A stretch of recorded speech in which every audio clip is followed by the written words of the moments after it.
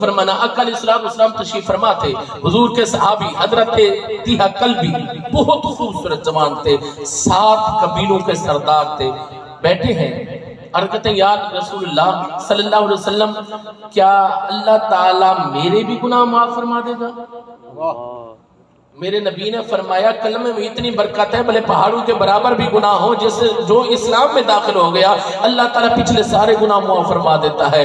اور رو کر عرض کرتا ہے یا رسول اللہ رب سے پوچھئے اگر میرا رب کہے میں اپنی ساری جائیداد مال سب کچھ اللہ کے نام پر صدقہ خیرات کر دیتا ہوں، اللہ تعالیٰ میرے جرم معاف فرما دو۔ میرے نبی نے فرمایا جو کلمہ پڑھ لے اس کے پچھلے جرم معاف۔ پھر وہ کرم کرتا ہے یا رسول اللہ صلی اللہ علیہ وسلم جس کے جرم پہاڑوں سے بھی زیادہ ہو، درخت کے پتوں سے بھی زیادہ ہو، ریت کے ذروں سے بھی زیادہ ہو، سمندر کی جھاگ سے بھی زیادہ ہو، اس کی معافی کیسے ہے؟ فرمایا اللہ کی رحمت سے تو بڑے نہیں ہیں۔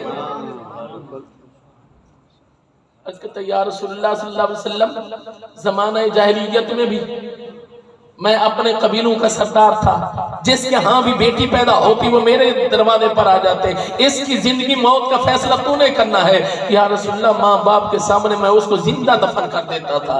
ہوا ایسا کہ میں سفر پہ جا رہا تھا، میری بیوی امید سے تھی اور میں وصیت کر کے جا رہا تھا کہ اگر بیٹا پیدا ہو اچھے طریقے سے پرورش کرنا، اگر بیٹی پیدا ہو تو اس کو زندہ دفن کر دینا۔ اب مجمع صحابہ کرام کا لگا ہوا ہے، آقا علیہ السلام سب جھکا کر اس کی بات سن رہے ہیں۔ اب ذرا توجہ فرمانا، وہ صحابی رسول طیہہ کلبی قبلہ اپنی آپ بیتی سنا رہے ہیں۔ یا رسول اللہ صلی اللہ علیہ وسلم پہلے لوگ آپ بھی جاتے ہیں دبئی ادھر ادھر جو کام کرنے جاتے ہیں 2 سال بعد آتے ہیں 2.5 سال بعد آتے ہیں، اور تب بھی عرض کرتے یا رسول اللہ میں 2.5-3 سال لگا کر جب واپس آیا تو میں نے دیکھا کہ میرے صحن میں ایک بچی ہے جو ٹہل رہی ہے کھیل رہی ہے۔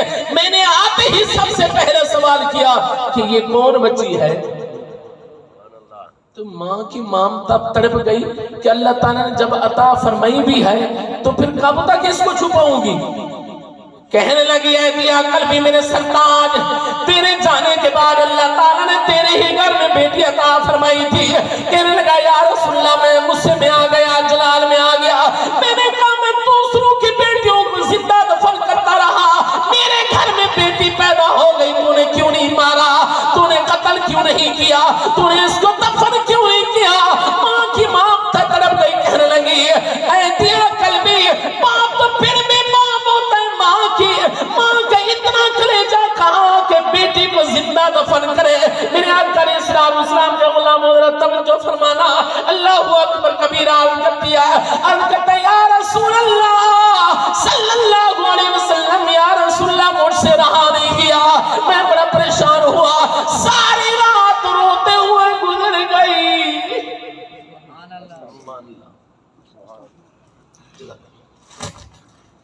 یا رسول اللہ ساری رات پریشانی کے عالم میں گزری، اور جو ہی صبح ہوئی میں نے اپنی بیوی سے کہا اس کو جلدی کر تیار کر، آخری بار جتنا ملنا ہے مل لے۔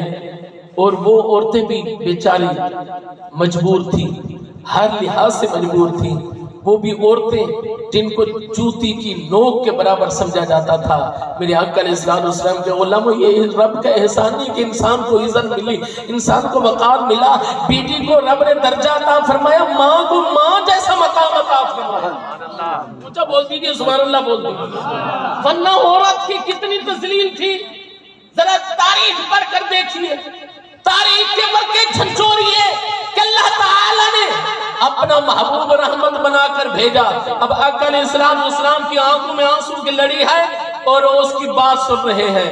عرض کرتے یا رسول اللہ میں نے کسی اٹھائی، بچی کو ساتھ لیا اور جنگل میں لے گیا، ویرانے میں لے گیا، جنگل بیابان میں لے گیا جہاں پہ مجھے کوئی دیکھنے والا نہیں تھا۔ اب ذرا توجہ فرمانا، عرض کرتا یا رسول اللہ میں جب گڑھا کھودنے لگا تو وہی بیٹی بھاگ کر میرے پاس آ جاتی تھی، بابا تو کچھ دن تو آرام کرتا، اس بیچاری کو علم نہیں تھا، اس کو پتہ ہی نہیں تھا کہ میرا بابا کس لیے یہ گڑھا کھود رہا ہے۔ عرض کرتا یا رسول اللہ وہ آتی تھی اپنے دوپٹے سے مٹی صاف کرتی تھی، یا رسول اللہ وہ گرمی کا موسم تھا، کبھی مسجد میرا پسینہ خشک کرتی करती थी और आकर कहती थी या रसूल अल्लाह सल्लल्लाहु अलैहि वसल्लम, आकर कहती थी कि बाबा काश मैं तेरा बेटा होता, आज जो काम तुझे करना पड़ रहा है और मैं ये ना करने देती। मेरे आका अलैहिस्सलाम के गुलामों लजपाल नबी की आंखों में आंसू की लड़ी जा रही है। आका अलैहिस्सलाम सरों कतार रो रहे हैं। वो साहब ये रसूल किबला बताता जा रहा है। कहता या रसूल अल्लाह जब मैंने गड़ा खोद लिया, जब मैंने गड़ा खोद लिया, उस बच्ची को मैंने बेरहमी से बेदर्दी से उठाकर उस गड्ढे में पटक कर मारा। किबला कहता है कि मैं उसके ऊपर मट्टी डालने लगा। बच्ची रो कर बोली बाबा क्या मेरा यही कसूर है कि मैं तेरी बेटी हूँ? बाबा मेरा कसूर तो बताओ, मेरी उम्र कितनी है, कितना बड़ा जुल्म कर रहा है। मेरे आका के गुलाम लजपाल नबी ने फरमाया ऐतिया तुझे फिर भी तरस न आया? या रसूलल्लाह हमारे दिलों पर जहालत के पर्दे छा गए थे, मुझे रहम नहीं आया, मुझे तरस नहीं आया। मेरे आका अलैहिस्सलाम के गुलामों लजपाल नबी की आंखों में आंसू की लड़ी है। आका अलैहिस्सलाम ज़ारों कतार रो रहे हैं, सहाबाए किराम रो रहे हैं।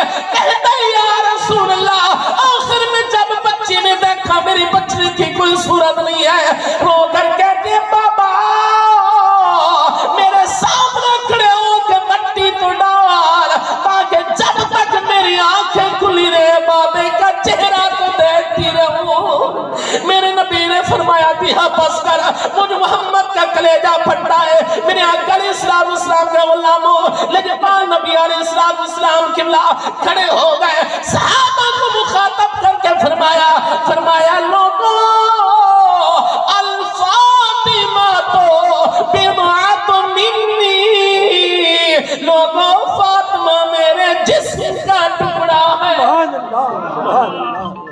फातिमा मेरे जिगर का टुकड़ा है। और मेरे नबी की आंखों में आंसू थे। फरमाया जिस तरह फातिमा मेरे जिगर का टुकड़ा है, हर बेटी अपने बाप के जिगर का टुकड़ा है। फरमाया लोगों रब ने बेटी को रहमत बनाकर भेजा है। मेरे आका अलैहिस्सलाम ने किबला खड़े होकर मुखातब करके फरमाया मेरे गुलामों तुम भी सुनो, मेरे आने वाले गुलामों को भी बता देना, जो मेरा उम्मती, जो मेरा गुलाम, जो मेरा कलमा पढ़ने वाला इंसान अपनी दो बेटियों की या दो बहनों की अच्छे तरीके से परवरिश करके उनकी फर्ज की अदायगी करेगा, फरमाया याद रखो कल कयामत के दिन इस तरह जन्नत में जाएगा जिस तरह मेरी दो उंगलियां हैं।